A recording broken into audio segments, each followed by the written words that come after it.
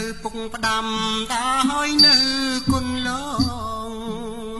ចំណេញវិជាងជាស្ពានចំឡងកូនចៅចាំច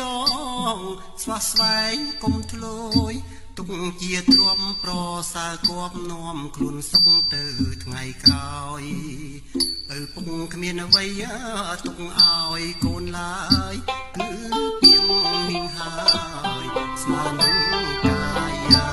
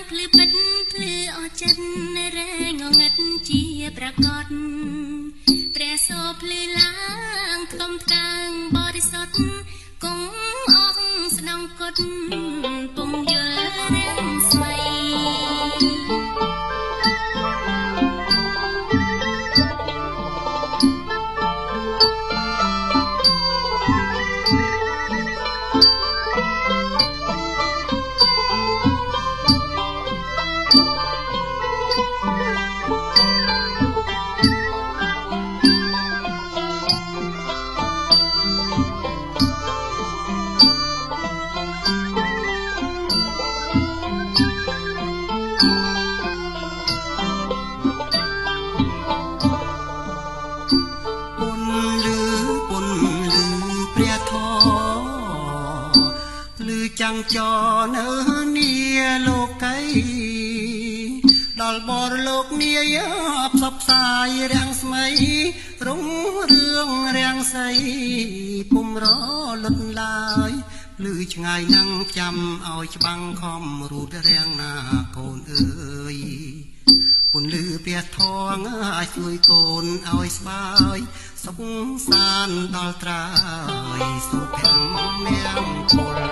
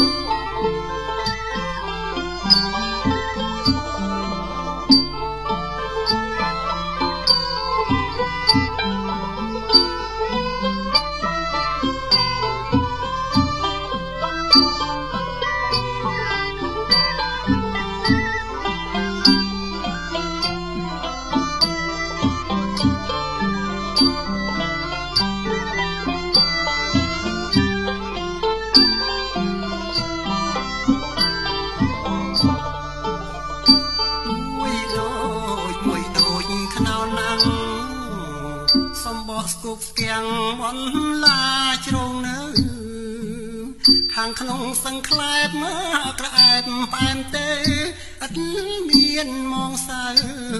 រស់សឹងពិសា អ្នកមានធម៌មានសពរងក្តីសង្គ្រោះលោកឧបមាដោយខ្នោក្លិនខ្លែបក្រអែបពិសាក្រៅក្រាំងបនឡាខ្លែបក្នុងខែមក្រៃ